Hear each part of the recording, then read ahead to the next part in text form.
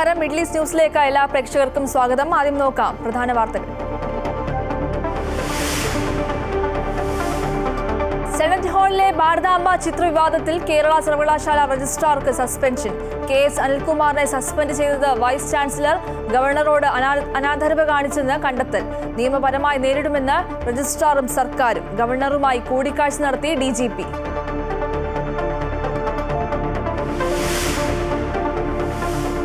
മുഖ്യമന്ത്രിക്ക് പിന്നാലെ ഡോക്ടർ ഹാരിസ് ചിറക്കലിനെ തള്ളി CPM-ഉം മന്ത്രിമാരും. പ്രതിപക്ഷത്തിന് ആയുധം നൽകുന്ന പരാമർശമെന്ന MP ഗോവിന്ദൻ ഡോക്ടറെ പിന്തുണച്ച് CPI. മുഖ്യമന്ത്രിക്കും മന്ത്രിമാർക്കും ഭീഷണിയുടെ സ്വരമെന്ന് VD സതീശൻ. ഗത്യന്തരമില്ലാതായപ്പോൾ നടത്തിയ പ്രൊഫഷണൽ സൂയിസൈഡാണ് വെളിപ്പെടുത്തലെന്ന് doctor Haris Chirakkal. Janaki versus state of Kerala cinema കാണാൻ ഹൈക്കോടതി.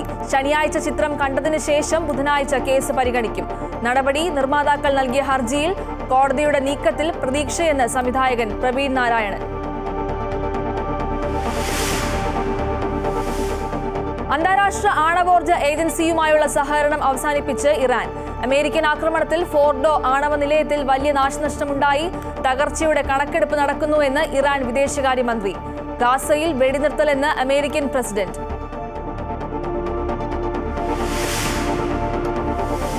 വിവേകാനന്ദ അന്താരാഷ്ട്ര സമാധാന പുരസ്കാരം സദ്ഗുരു ശ്രീ മാതാ അമൃതാനന്ദമയി ദേവിക്ക് സമ്മാനിച്ചു.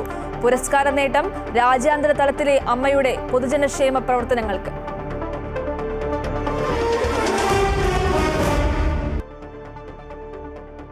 ഭാരതാംബ ചിത്രവിവാദം ആളിക്കത്തി കേരള സർവകലാശാല രജിസ്ട്രാർ KS അനിൽകുമാറിന്റെ സസ്പെൻഷനിൽ എത്തി നിൽക്കുകയാണ്.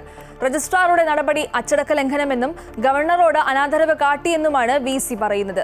സസ്പെൻഷൻ നിയമപരമായി നേരിടുമെന്ന് രജിസ്ട്രാറും വ്യക്തമാക്കിയിട്ടുണ്ട്. എന്തായാലും ആരോപണ പ്രത്യാരോപണങ്ങൾ ഉയരുകയാണ്. VC മോഹൻ കുന്നുമൽ അധികാര ദുർവിനിയോഗം നടത്തുന്നുവെന്നും RSSനോട് കൂറു തെളിയിച്ചിട്ടുള്ള വ്യക്തി എന്നുമാണ് മന്ത്രി R ബിന്ദു വിമർശനം ഉന്നയിച്ചത്. ജൂൺ 25-ന് സെനറ്റ് ഹാളിൽ സംഘടിപ്പിച്ച പരിപാടിയിൽ ഭാരതാംബയുടെ ചിത്രം സ്ഥാപിച്ചതിനെ ചൊല്ലിയുണ്ടായ തർക്കത്തിൽ രജിസ്ട്രാർ KS അനിൽകുമാർ പരിപാടിക്ക് അനുമതി റദ്ദാക്കിയിരുന്നു. രജിസ്ട്രാറുടെ പെരുമാറ്റം ഗവർണറോടുള്ള അനാദരവും ഗവർണർ വേദിയിലിരിക്കുമ്പോഴും ഹാളിനുള്ള അനുമതി റദ്ദാക്കിയത് ധിക്കാരമെന്നും VC മോഹനൻ കുന്നുമൽ അന്വേഷണ റിപ്പോർട്ടിൽ ചൂണ്ടിക്കാട്ടി. യൂണിവേഴ്സിറ്റി നിയമപ്രകാരമുള്ള VCയുടെ പ്രത്യേക അധികാരം ഉപയോഗിച്ചാണ് സസ്പെൻഷൻ. എന്നാൽ താൻ ഗവർണറോട് അനാദരവ് കാട്ടിയിട്ടില്ലെന്നും സസ്പെൻഷൻ നിയമപരമായി നേരിടുമെന്നും രജിസ്ട്രാർ KS അനിൽകുമാർ വ്യക്തമാക്കി. നിയമപരമായിട്ടാണ് ഞാൻ പ്രവർത്തിച്ചത്. അതുകൊണ്ട് നിയമപരമായി തന്നെ 100% എൻ്റെ കാര്യത്തിൽ വിജയം ഉറപ്പാണ്. അക്കാര്യം എൻ്റെ ഭാഗമാണ് ന്യായം. ഇത് ഇപ്പോൾ ഈ ഒരു ഓർഡർ ഇറങ്ങിയിരിക്കുന്നത് നിയമവിരുദ്ധമാണ്. അതേസമയം മോഹനൻ കുന്നുമലിന്റെ നടപടിയിൽ കടുത്ത പ്രതിഷേധം രേഖപ്പെടുത്തി ഉന്നത വിദ്യാഭ്യാസ മന്ത്രി R ബിന്ദു രംഗത്ത് വന്നു. VCക്ക് രജിസ്ട്രാറെ സസ്പെൻഡ് ചെയ്യാൻ അധികാരമില്ലെന്നും അമിത അധികാരം കാട്ടുകയാണെന്നും RSSനോടുള്ള ചായ്വ് തെളിയിച്ചിട്ടുള്ള വ്യക്തിയാണ് മോഹനൻ കുന്നുമലെന്നും മന്ത്രി വിമർശിച്ചു. VCയുടെ സസ്പെൻഷൻ ഉത്തരവിന് കീറക്കടലാസിന്റെ വില പോലുമില്ലെന്ന ഇടതുപക്ഷ സിൻഡിക്കേറ്റ് അംഗങ്ങളും വിമർശിച്ചു. ഇതിനിടെ ഈ മാസം 8-ാം തീയതി വരെ അവധിക്ക് പോയ VC മോഹനൻ കുന്നുമലിന് പകരം കേരള സർവകലാശാലയുടെ താൽക്കാലിക VCയായി ഡോക്ടർ സിസ തോമസിനെ നിയമിച്ചുകൊണ്ടുള്ള ഉത്തരവിറക്കുകയും ചെയ്തു. അമൃത ന്യൂസ്, തിരുവനന്തപുരം. രജിസ്ട്രാറെ സസ്പെൻഡ് ചെയ്തത് അസാധാരണ സംഭവമെന്ന് SFI. ഗവർണർ ഭരണഘടനാ വിരുദ്ധമായാണ് പെരുമാറുന്നത്. ഗവർണറുടെ പ്രസ്താവനകൾ സംഘപരിവാർ പ്രസ്താവനകളാക്കി അധംപതിച്ചു. VCക്ക് രജിസ്ട്രാറെ സസ്പെൻഡ് ചെയ്യാൻ അധികാരമില്ലെന്നും SFI സംസ്ഥാന സെക്രട്ടറി PS സഞ്ജീവ് പറഞ്ഞു.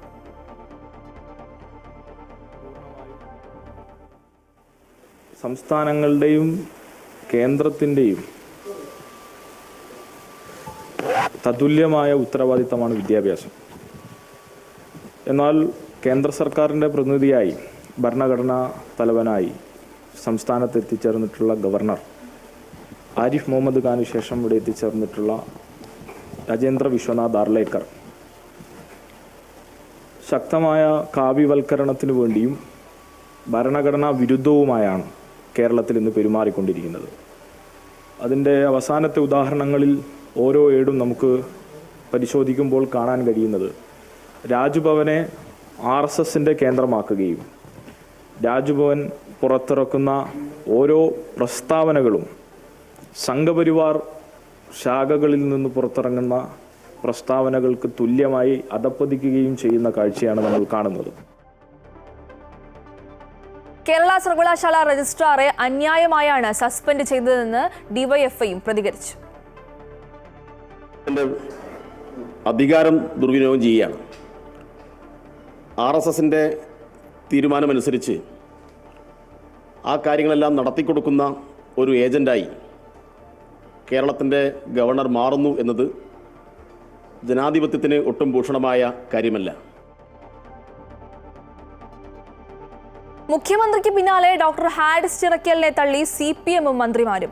വെളിപ്പെടുത്തൽ പ്രതിപക്ഷത്തിന് ആയുധം നൽകുന്നതാണ് എന്ന് CPM സംസ്ഥാന സെക്രട്ടറി MV ഗോവിന്ദൻ പറഞ്ഞു.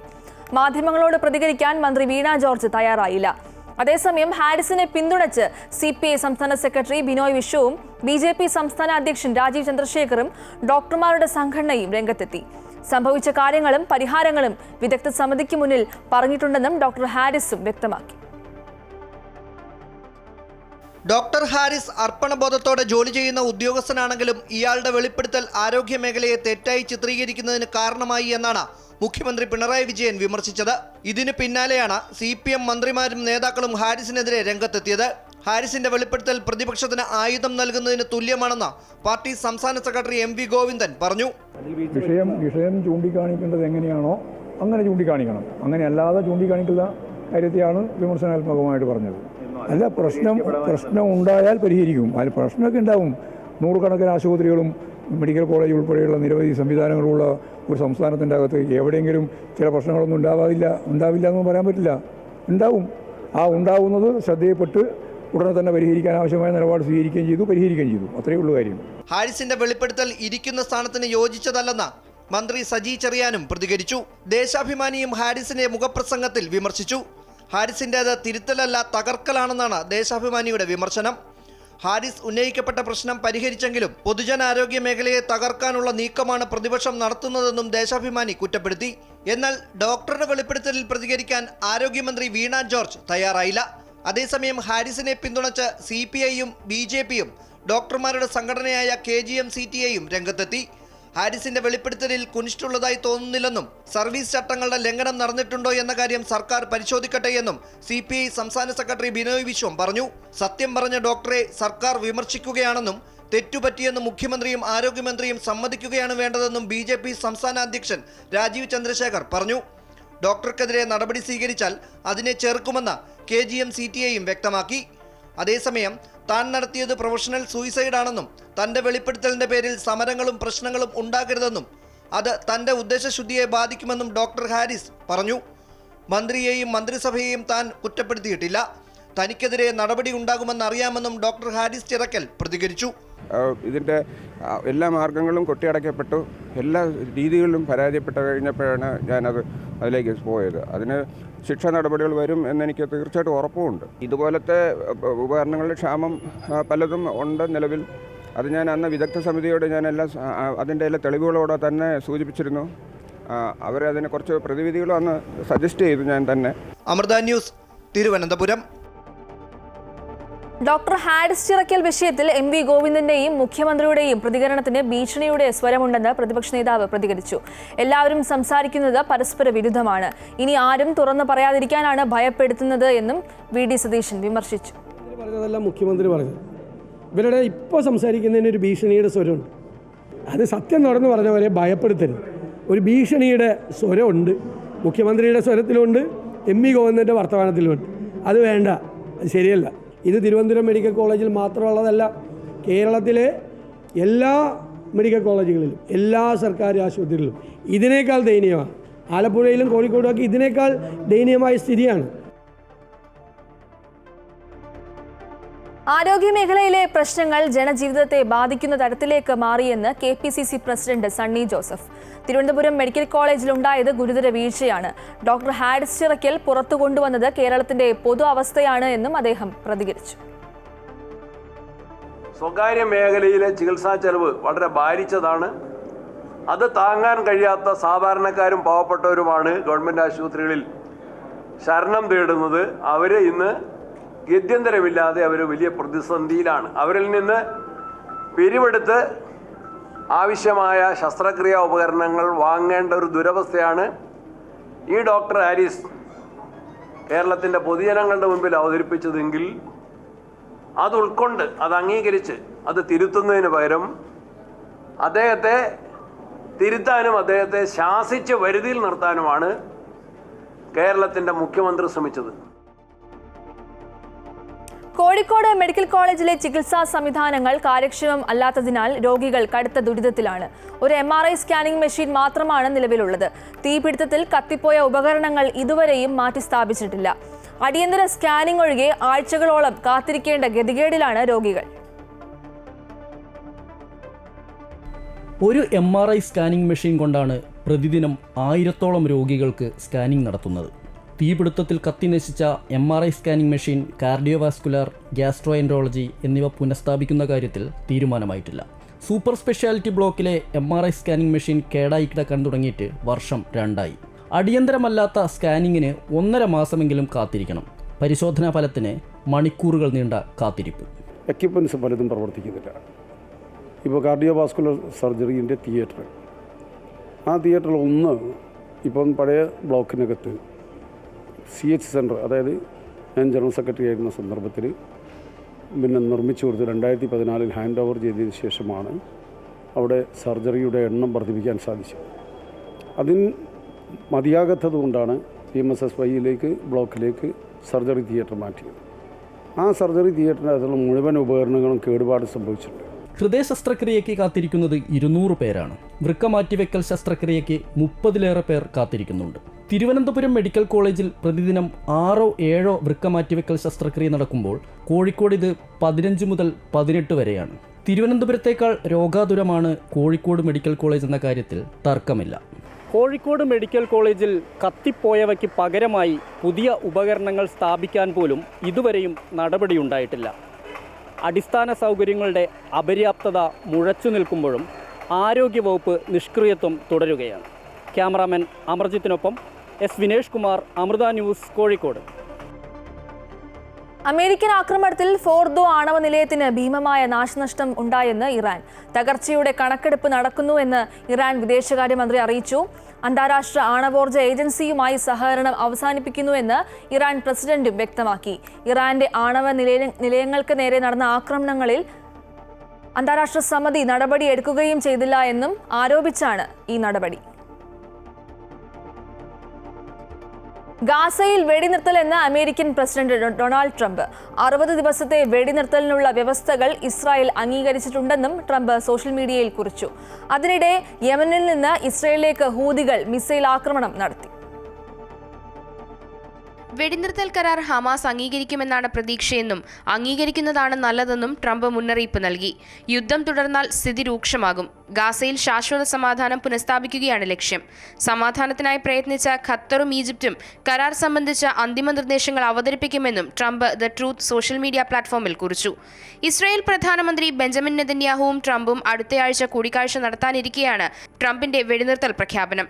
തിങ്കളാഴ്ച വൈറ്റ് ഹൌസിലാണ് നിർണായക കൂടിക്കാഴ്ച. ഇതിനു മുന്നോടിയായി ഇസ്രായേൽ സുരക്ഷാ മന്ത്രിസഭയുടെ യോഗം ശനിയാഴ്ച ചേരും. ട്രംപ് ജനുവരിയിൽ അധികാരമേറ്റതിനു ശേഷം ഇത് 3ാം തവണയാണ് നെതന്യാഹു അമേരിക്ക സന്ദർശിക്കുന്നത്. ഹമാസുമായുള്ള ബന്ദിക്കൈമാറ്റത്തിലും ഇസ്രായേൽ ധാരണയിലെത്തിയേക്കുമെന്നും റിപ്പോർട്ടുകളുണ്ട്. കഴിഞ്ഞ 24 മണിക്കൂറിൽ ഗാസയിൽ ഇസ്രായേൽ നടത്തിയ ആക്രമണത്തിൽ 100-ലേറെ പലസ്തീനികളാണ് കൊല്ലപ്പെട്ടത്. ഭക്ഷണം കാത്തുനിന്ന ആൾക്കൂട്ടത്തിന് നേർക്കുണ്ടായ ആക്രമണത്തിൽ മാത്രം 24 പേർ കൊല്ലപ്പെട്ടു. ഗാസയിൽ പട്ടിണി മരണം വിതയ്ക്കുകയാണെന്ന് UN വ്യക്തമാക്കി. വെടിനിർത്തൽ ചർച്ചയ്ക്കിടയിലും ഗാസയിൽ ഇസ്രായേലിന്റെ ക്രൂരത തുടരുകയാണ്.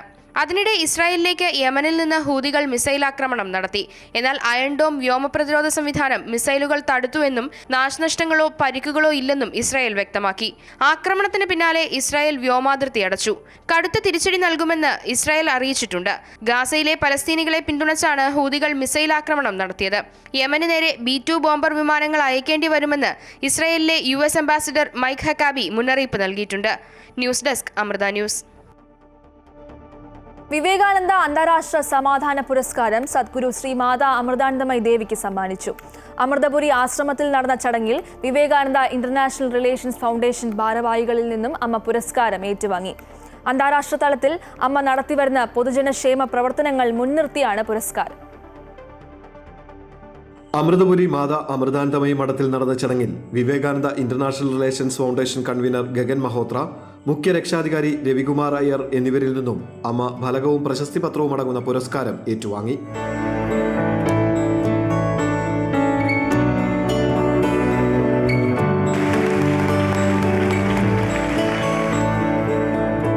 അന്താരാഷ്ട്ര തലത്തിൽ നടത്തുന്ന പൊതുജനക്ഷേമ പ്രവർത്തനങ്ങൾ മുൻനിർത്തിയാണ് സദ്ഗുരു ശ്രീമാത അമൃതാനന്ദമയി ദേവിക്ക് വിവേകാനന്ദ അന്താരാഷ്ട്ര സമാധാന പുരസ്കാരം സമ്മാനിച്ചത്. സംസ്കാരവും മൂല്യങ്ങളും ഉൾക്കൊള്ളുന്ന ഭാരതത്തിന്റെ സനാതനധർമ്മം പഠിക്കാനും പഠിപ്പിക്കാനും നമ്മൾ തയ്യാറാകണമെന്ന പുരസ്കാരം ഏറ്റുവാങ്ങിക്കൊണ്ട് സദ്ഗുരു ശ്രീമാത അമൃതാനന്ദമയി ദേവി പറഞ്ഞു. സ്വാമി വിവേകാനന്ദന്റെ ജീവിതം നൽകുന്ന സന്ദേശം അതാണെന്നും അമ്മ ഓർമ്മിപ്പിച്ചു. നേട്ടങ്ങളുടെയും വിജയങ്ങളുടെയും പിറകിൽ ഒരു വ്യക്തിയുടെ പ്രയത്നം മാത്രമല്ലുള്ളതെന്നും ലോകത്തിനു വേണ്ടി എന്തെങ്കിലും അമ്മയ്ക്ക് ചെയ്യാൻ കഴിഞ്ഞത് നല്ല മക്കളെ കിട്ടിയതുകൊണ്ടാണെന്നും അതുകൊണ്ട് ഈ പുരസ്കാരം മക്കൾക്ക് സമർപ്പിക്കുന്നു എന്നും അമ്മ ചടങ്ങിൽ പറഞ്ഞു. അമ്മ സേവനം ചെയ്തു അല്ലെങ്കിൽ പറയുന്നെങ്കിൽ അമ്മയ്ക്ക് നല്ല മക്കളെ കിട്ടി. അവിടെ ത്യാഗവും സമർപ്പണവുമാണ് എന്തെങ്കിലും ചെയ്യാൻ പറ്റിയത് എന്നുള്ളതാണ്. അതുകൊണ്ട് ഈ പുരസ്കാരം ആ മക്കൾക്ക് എല്ലാ രാജ്യത്തിലുള്ള മരുമക്കളുടെ മക്കളുടെ ത്യാഗം കൂടിയാണ് അവർക്ക് സമർപ്പിക്കുന്നത്. അമ്മ ഒരു പോസ്റ്റ്മാൻ മാത്രമാണ്. ഏത് കർമ്മത്തിൻ്റെയും ഫലത്തിൻ്റെയും പിന്നിൽ അത് നല്ലതായാലും ചീത്തയായാലും അതിൻ്റെ ഉത്തരവാദിത്വം എല്ലാവരുടെയും കൂടെയാണ്. പ്രത്യേക ഒരു വ്യക്തിയുടെ മാത്രമല്ല. സ്വന്തം കുടുംബമായാലും രാജ്യമായാലും അന്തർദേശീയ കാര്യമാണെങ്കിലും ലോകത്ത് നടക്കുന്ന നന്മയും തിന്മയും നാം ഓരോരുത്തർക്കും ധാർമ്മികമായ ഉത്തരവാദിത്വമുണ്ട്. ആ ബോധമാണ് ലോക സമാധാനത്തിലുള്ള ആദ്യത്തെ ചുവടുവയ്പ്. അമ്മ സഞ്ചരിക്കുന്ന ലോകത്തിന്റെ ഓരോ ഇടത്തും സമാധാനം പുലരുന്നു എന്നതാണ് സത്യമെന്നും ധർമ്മത്തിലും സത്യത്തിലും ഊന്നിയ ഭാരതത്തിന്റെ സനാതന സന്ദേശം ലോകത്തിന് നൽകാനും പ്രാവർത്തികമാക്കാനും അമ്മയ്ക്ക് കഴിയുമെന്ന് വിവേകാനന്ദ ഇന്റർനാഷണൽ റിലേഷൻസ് മുഖ്യ രക്ഷാധികാരി രവികുമാർ അയ്യർ പറഞ്ഞു. ചടങ്ങിൽ Mata Amritanandamayi Math vice chairman Swami Amrita Swarupanandapuri, Vivekananda international relations coordinator Gagan Mahotra, Tarpan foundation CEO Sarika Panhalkar, Swanath foundation managing trustee Shreya Bharatiya, Chakra foundation chairman A Rajasekharan തുടങ്ങിയവർ സംസാരിച്ചു. അമൃത ന്യൂസ്, കൊല്ലം. തൊഴിൽ നിയമലംഘനം നടത്തിയ 1300 റിക്രൂട്ട്മെന്റ് സ്ഥാപനങ്ങൾക്കെതിരെ ദുബായിൽ മാനവശേഷി സ്വദേശീവൽക്കരണ മന്ത്രാലയം കർശന നടപടികൾ എടുത്തതായി റിപ്പോർട്ട്. 3.4 കോടി ദിർഹമാണ് ഈ സ്ഥാപനങ്ങൾക്ക് പിഴ ചുമത്തിയത്. 1800 തൊഴിൽ ഉടമകൾ നിയമ നടപടികൾ നേരിട്ടു. പിഴ ചുമത്തുന്നതിന് പുറമെ പുതിയ വർക്ക് പെർമിറ്റ് ലഭിക്കാനുള്ള അപേക്ഷകൾ നൽകുന്നതിൽ നിന്നും കമ്പനികളെ വിലക്കിയിട്ടുണ്ട്. ഈ കമ്പനികൾ വഴി നിയമിച്ച തൊഴിലാളികൾക്ക് രേഖകൾ പ്രകാരമുള്ള തൊഴിൽ നൽകിയിരുന്നില്ല എന്ന് അന്വേഷണത്തിൽ കണ്ടെത്തുകയായിരുന്നു. പുതിയ ബിസിനസ്സുകാർക്കായി രജിസ്റ്റർ ചെയ്യുന്നതിൽ നിന്ന് കമ്പനികൾക്ക് വിലക്കുണ്ട്.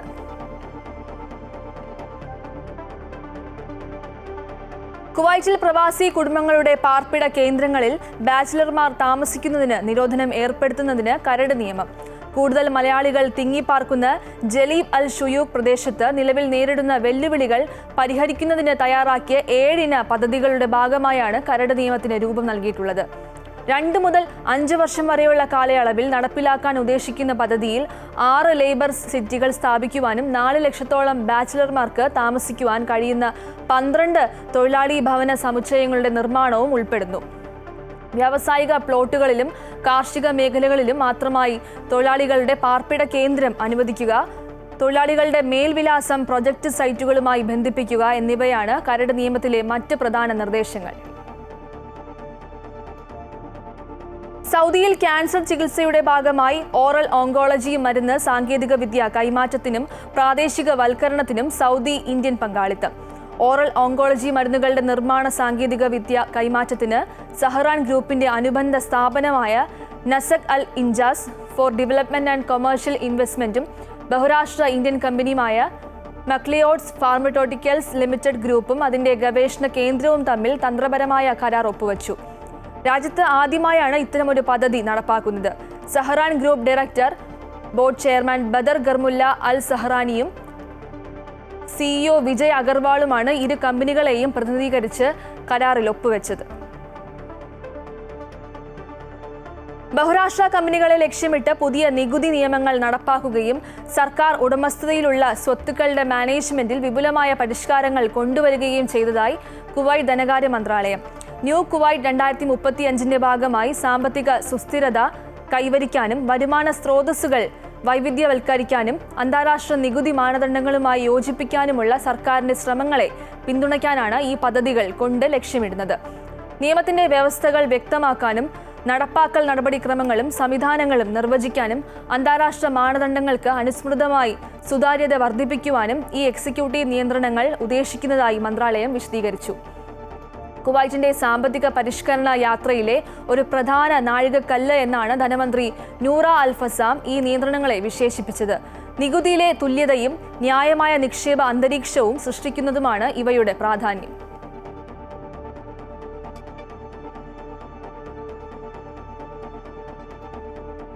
സൗദിയിൽ ഹൗസ് ഡ്രൈവർമാർ അടക്കമുള്ള ഗാർഹിക തൊഴിലാളികൾക്ക് ശമ്പളം ഓൺലൈനിൽ. പദ്ധതിയുടെ 3ാം ഘട്ടം പ്രാബല്യത്തിൽ വന്നു. 3ഉം അതിൽ കൂടുതലും ഗാർഹിക തൊഴിലാളികളുള്ള തൊഴിൽ ഉടമകൾ അവർക്ക് കീഴിലുള്ള ഗാർഹിക തൊഴിലാളികൾക്ക് മുസാനിദ് പ്ലാറ്റ്ഫോം മുഖേന ഡിജിറ്റൽ വാലറ്റ് ബാങ്ക് വഴി മാത്രമേ ശമ്പളം ഇനി മുതൽ വിതരണം ചെയ്യാവൂ. ഈ പദ്ധതിയുടെ ആദ്യഘട്ടം കഴിഞ്ഞ വർഷം ജൂലൈ 1-നാണ് നിലവിൽ വന്നത്. പുതിയ വിസകളിൽ എത്തുന്ന തൊഴിലാളികൾക്കാണ് ആദ്യഘട്ടത്തിൽ ഓൺലൈൻ ശമ്പള വിതരണം നിർബന്ധമാക്കിയത്.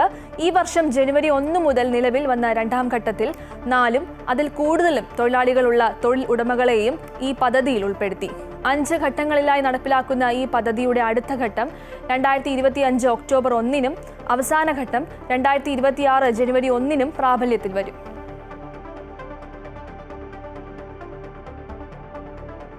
കുവൈറ്റിൽ മലയാളി യുവാവ് ഹൃദയാഘാതത്തെ തുടർന്ന് മരണമടഞ്ഞു.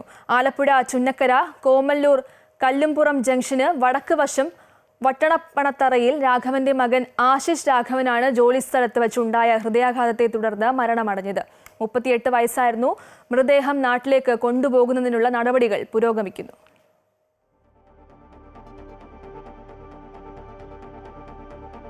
ദ്രവീകൃത പെട്രോളിയം വാതക വിതരണത്തിനുള്ള കർശന നിയന്ത്രണങ്ങൾ സൗദി ഊർജ്ജ മന്ത്രാലയം പുറപ്പെടുവിച്ചു. ലൈസൻസ് നേടുന്നതിനും പ്രവർത്തനങ്ങൾ നടത്തുന്നതിനുമുള്ള വ്യവസ്ഥകൾ, സാങ്കേതിക മാനദണ്ഡങ്ങൾ, മേൽനോട്ട നടപടിക്രമങ്ങൾ എന്നിവ ഈ ചട്ടങ്ങളിൽ ഉൾപ്പെടുന്നു. ഫില്ലിംഗ് സംഭരണം സൗകര്യങ്ങൾ സ്ഥാപിക്കുവാനും വികസിപ്പിക്കുവാനും പ്രവർത്തിപ്പിക്കുവാനും പരിപാലിപ്പിക്കാനും ലൈസൻസുള്ള വിതരണക്കാരിൽ നിന്ന് LPG നേടണം. പുതിയ ലൈസൻസിനും പുതുക്കലിനും 20,000 റിയാൽ ഫീസ് നിശ്ചയിച്ചിട്ടുണ്ട്. Janaki versus state of Kerala cinema കാണാൻ ഹൈക്കോടതി. ശനിയാഴ്ച ചിത്രം കണ്ടതിനു ശേഷം കേസ് പരിഗണിക്കും. നിർമ്മാതാക്കൾ നൽകിയ ഹർജിയിലാണ് കോടതിയുടെ നടപടി. പാലടിവട്ടത്തെ ലാൽ മീഡിയയിൽ സിനിമ പ്രദർശിപ്പിക്കും. സിനിമയ്ക്ക് ജാനകി എന്ന പേര് മാറ്റണമെന്ന സെൻസർ ബോർഡിന്റെ പിടിവാശിക്കെതിരെ ഹൈക്കോടതി രൂക്ഷ വിമർശനം ഉയർത്തുന്നതിനെതിരെയാണ് കോടതി ഈ സിനിമ ഒന്ന് കാണണം എന്ന ആവശ്യം ഇന്ന് ഉന്നയിച്ചത്. സെൻസർ ബോർഡ് വെട്ടിയ സിനിമയുടെ പേര് ഏതെങ്കിലും രീതിയിൽ പ്രശ്നം ഉണ്ടാക്കുന്നുണ്ടോ എന്ന് പരിശോധിക്കുവാനാണ് ശനിയാഴ്ച സിനിമ കാണാമെന്ന് കേസ് പരിഗണിക്കുന്ന ഹൈക്കോടതി ജഡ്ജി N നഗരേഷ് അറിയിച്ചത്. സിനിമ കാണണം എന്ന കഴിഞ്ഞ ഹിയറിംഗിലെ ആവശ്യം ജഡ്ജി തള്ളിയിരുന്നു. സിനിമ കാണേണ്ട ആവശ്യമില്ല, ജാനകി എന്ന പേര് എന്താണ് പ്രശ്നം എന്നാണ് കോടതി അന്ന് ചോദിച്ചിരുന്നത്. എങ്കിലും ഈ സിനിമയിൽ ജാനകി എന്ന പേര് ഏതെങ്കിലും മതസ്പർദ്ധ ഉണ്ടാക്കുന്നുണ്ടോ എന്നറിയാൻ സിനിമ തന്നെ നേരിട്ട് കാണണം എന്ന ആവശ്യമാണ് ഹർജിക്കാർ ഉന്നയിച്ചത്. അതുകൊണ്ട് തന്നെ ഹൈക്കോടതി സിനിമ കാണാമെന്ന് സമ്മതിച്ചു. സെൻസർ ബോർഡിന് വേണ്ടി ഹാജരായ അഡ്വക്കേറ്റ് അഭിനവ് ചന്ദ്രചൂഡ് സിനിമ മുംബൈയിൽ വെച്ച് കാണണം എന്ന ആഗ്രഹമുണ്ടെന്ന് അറിയിച്ചു. എന്നാൽ കൊച്ചിയിൽ വന്ന് സിനിമ കാണണമെന്ന് കോടതി മറുപടി നൽകി. സിനിമ സ്റ്റുഡിയോയിൽ കാണാൻ സൗകര്യമൊരുക്കാമെന്ന് നിർമ്മാതാക്കളും കോടതി അറിയിച്ചു. പാലാരിവട്ടത്തെ ലാൽ മീഡിയയിൽ ശനിയാഴ്ച 10 മണിക്ക് സിനിമ പ്രദർശിപ്പിക്കാനാണ് തീരുമാനം. എന്തുകൊണ്ടാണ് ജാനകി എന്ന പേര് മാറ്റാൻ ആവശ്യപ്പെട്ടതെന്നും കൃത്യമായ മറുപടി വേണമെന്നും ഹൈക്കോടതി കഴിഞ്ഞ ദിവസം കേന്ദ്ര സെൻസർ ബോർഡിനോട് ആവശ്യപ്പെട്ടിരുന്നു. എന്നാൽ ഇതിനൊന്നും വ്യക്തമായ മറുപടി നൽകാൻ സെൻസർ ബോർഡിന് കഴിഞ്ഞില്ല. അതുകൊണ്ട് തന്നെയാണ് ഹർജിക്കാർ തന്നെ സിനിമ കാണണമെന്ന് ഹൈക്കോടതിയോട് വീണ്ടും ആവശ്യപ്പെട്ടത്. ശനിയാഴ്ച ഹൈക്കോടതി സിനിമ കാണും. എന്നിട്ട് ഹൈക്കോടതി ഈ ഹർജിയിൽ തീരുമാനമെടുക്കും. അമൃത ന്യൂസ്, കൊച്ചി. ഹൈക്കോടതി സിനിമ കാണാനെടുത്ത തീരുമാനം സ്വാഗതം ചെയ്യുന്നുവെന്ന് Janaki versus state of Kerala സിനിമയുടെ സംവിധായകൻ പ്രവീൺ നാരായണനും പ്രതികരിച്ചു. ഭയങ്കരമായിട്ട് വിശ്വാസമുണ്ട്. വളരെ ഉചിതമായിട്ടുള്ളൊരു തീരുമാനം. കാരണം ഇത് ഒരുപാട് കലാകാരന്മാരുടെ സ്വപ്നമാണ് ഈ സിനിമ എന്ന് പറയുന്നത്. കൂടാതെ ഒരു വലിയ ഇൻവെസ്റ്റ്മെൻറ്റ് ഈ സിനിമയിൽ ഇറങ്ങിക്കിടക്കുന്നുണ്ട്. ഇതിങ്ങനെ നീട്ടിക്കൊണ്ട് പോകുക എന്ന് പറഞ്ഞു കഴിഞ്ഞാൽ ഇപ്പം ഈ ബുധനാഴ്ച പോലും ഒരു തീരുമാനം പറഞ്ഞു കഴിഞ്ഞാൽ ഈ അടുത്ത വെള്ളിയാഴ്ച സിനിമ റിലീസ് ചെയ്യാൻ സാധ്യമായ കാര്യമല്ല. ഡാർക്ക് വെബ് മയക്കുമരുന്ന് വിൽപ്പന ശൃംഖലയായ കെറ്റാമെലോൺ മുഖ്യ സൂത്രധാരൻ എഡിസൺ രാജ്യവ്യാപകമായി ബന്ധമുള്ള ലഹരി കച്ചവടക്കാരനെന്ന് നാർക്കോട്ടിക്സ് കൺട്രോൾ ബ്യൂറോ. അറസ്റ്റിലായ എഡിസണെയും സുഹൃത്ത് അരുൺ തോമസിനെയും റിമാൻഡ് ചെയ്തിട്ടുണ്ട്. അന്താരാഷ്ട്ര ബന്ധമുള്ള മയക്കുമരുന്ന് ശൃംഖലകളെ തകർത്ത NCB പ്രവർത്തനങ്ങളെ കേന്ദ്ര ആഭ്യന്തരമന്ത്രി അമിത്ഷാ സമൂഹ മാധ്യമത്തിലൂടെ അഭിനന്ദിച്ചു. വിസ്മയ കേസിൽ പ്രതി കിരൺ കുമാറിന് ജാമ്യം അനുവദിച്ച് സുപ്രീം കോടതി. ശിക്ഷാവിധി മരവിപ്പിക്കണമെന്ന ഹർജി കോടതി അംഗീകരിച്ചു. ഹൈക്കോടതി അപ്പീലിൽ തീരുമാനം വരുന്നതുവരെ ശിക്ഷാവിധി മരവിപ്പിക്കണമെന്നായിരുന്നു ഹർജിയിലെ ആവശ്യം. സ്ത്രീധന പീഡനത്തെ തുടർന്ന് കൊല്ലം നിലമേൽ സ്വദേശിനി വിസ്മയ ഭർത്തൃവീട്ടിൽ ആത്മഹത്യ ചെയ്ത കേസിലാണ് ഭർത്താവ് കിരൺ കുമാറിന് സുപ്രീം കോടതി ജാമ്യം അനുവദിച്ചത്. തനിക്കെതിരെ ആത്മഹത്യാ പ്രേരണ കുറ്റം നിലനിൽക്കില്ല എന്നായിരുന്നു ഹൈക്കോടതിയിൽ നൽകിയ ഹർജിയിലെ കിരൺ കുമാറിന്റെ വാദം.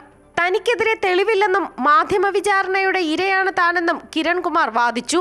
ഈ ഹർജിയിൽ ഇതുവരെ തീരുമാനമുണ്ടാകാത്ത സാഹചര്യത്തിലാണ് ശിക്ഷാവിധി മരവിപ്പിച്ചുകൊണ്ട് സുപ്രീം കോടതി കിരൺകുമാറിന് ജാമ്യം നൽകിയത്.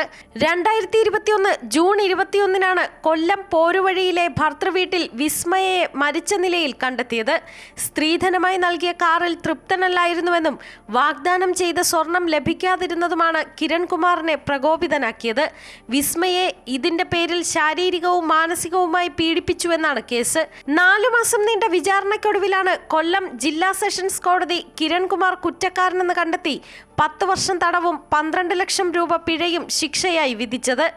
ഇതിനെതിരെയാണ് കിരൺകുമാർ ഹൈക്കോടതിയിൽ അപ്പീൽ നൽകിയത്. ഹർജിയിൽ തീരുമാനം വൈകുന്ന സാഹചര്യത്തിലാണ് തന്റെ ശിക്ഷ മരവിപ്പിച്ച് ശിക്ഷ റദ്ദാക്കണമെന്ന ആവശ്യം കിരൺകുമാർ സുപ്രീം കോടതിയിൽ ഉന്നയിച്ചത്. കേസിൽ പരോളിലാണ് നിലവിൽ Kirankumar. News desk Amrita TV.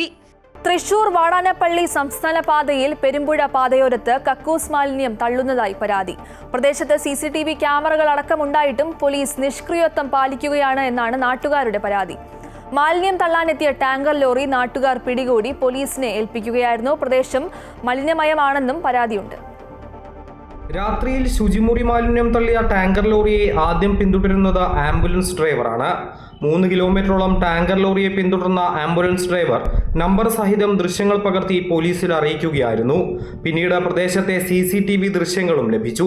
എന്നാൽ പോലീസിന്റെ ഭാഗത്തു നിന്നും വേണ്ട വിധത്തിലുള്ള നടപടികൾ ഉണ്ടാകുന്നില്ലെന്നാണ് ആക്ഷേപം. പ്രകൃതി മനോഹരമായ പെരുമ്പുഴ പ്രദേശം ഇന്ന് മലിനമയമാണ്. സാധാരണ മാലിന്യങ്ങൾക്ക് പുറമെ ശുചിമുറി മാലിന്യങ്ങൾ കൂടി പ്രദേശത്ത് തള്ളാൻ തുടങ്ങിയതോടെ നാട്ടുകാർ പ്രതിഷേധത്തിലാണ്. നമ്മുടെ പോലീസ് അധികാരികളും ഇതൊക്കെ കണ്ടില്ല എന്ന് നടിക്കുകയാണ്. ഇവിടെ ക്യാമറയുണ്ട്, പല സംവിധാനങ്ങളുണ്ട്. ഇതൊന്നും ഒരാളും ചെവി കൊള്ളുന്നില്ല, ആരും കാണുന്നില്ല. അങ്ങനെ അവർ എന്താ ഇപ്പോൾ അവരുടെ ഇതൊന്നും നമുക്കറിയില്ല. പക്ഷേ ഒരുപാട് കൊണ്ടുവന്ന് തള്ളുന്നുണ്ട് കക്കൂസ് മാലിന്യം. വളരെയധികം കച്ചറ മണവും വല്ലാത്തൊരു ഇതാണ് അവസ്ഥയാണ് ഇതിൽ നമുക്ക് സഞ്ചരിക്കാൻ. അവിടെ പോലുള്ള ഒരു വ്യക്തി വിചാരിച്ചൊന്നും നടക്കില്ല. അതായത് അവർ നമ്മളെ ഗുണ്ടായിസണം അവരിൽ 4 ആൾക്കാരൊക്കെ വണ്ടിയിലുണ്ടാവും. അല്ലെങ്കിൽ അവരെ വണ്ടി നോക്കാൻ വേണ്ടിയിട്ട് മുന്നിൽ ബൈക്കുമ്പോൾ വരുന്ന ആൾക്കാരുണ്ട്. ഇതൊക്കെ നമുക്കറിയാം. അതുകൊണ്ട് നമ്മൾ ആരും നമുക്ക് അവരെ എതിർക്കാൻ പറ്റില്ല. പുലർച്ചെയുള്ള സമയങ്ങളിലാണ് ശുചിമുറി മാലിന്യമായി ടാങ്കർ ലോറികൾ പ്രദേശത്തെത്തുന്നത്. പിന്നീട് പാടശേഖരത്തിലേക്ക് മാലിന്യം ഒഴുക്കിവിടുന്നു. പാടശേഖരത്തിന് സമീപം ചെടികൾ വളർന്നു നിൽക്കുന്നതിനാൽ വഴിയിൽ പോകുന്നവർ റോഡിന് ചേർന്നുള്ള ഈ ഗർത്തം കാണുന്നില്ല. ഇവിടെയാണ് മാലിന്യങ്ങൾ നിക്ഷേപിക്കുന്നത്. നാട്ടുകാരടക്കം പലരും ഇത് കാണുകയും പോലീസിൽ വിവരമറിയിക്കുകയും ചെയ്തതാണ്. എന്നാൽ ഇവർക്കെതിരെ നടപടി സ്വീകരിക്കാൻ പോലീസ് തയ്യാറായിട്ടില്ലെന്ന പരാതിയുണ്ട്. അരിമ്പൂർ മനക്കൊടി പ്രദേശത്ത് മാലിന്യം തട്ടാനായി 2 ലോറികൾ വന്ന സമയത്ത് നാട്ടുകാർ അറിയിച്ചതിനെ തുടർന്നാണ് പോലീസ് എത്തി ലോറികൾ കസ്റ്റഡിയിലെടുത്തത്. ഇതിൽ ഒരു ലോറിയാണ് പെരുമ്പുഴപ്പാടത്ത് ശുചിമുറി മാലിന്യങ്ങൾ തട്ടിയതെന്ന് കണ്ടെത്തിയിട്ടുണ്ട്. ഇനിയും ഇതിനു പുറകിൽ സംഘങ്ങളുണ്ടെന്നും പരാതിയുണ്ട്. മാലിന്യം തട്ടുന്നത് പൂർണ്ണമായും ഒഴിവാക്കണമെന്നാണ് നാട്ടുകാരുടെ ആവശ്യം. അമൃത ന്യൂസ്, തൃശൂർ.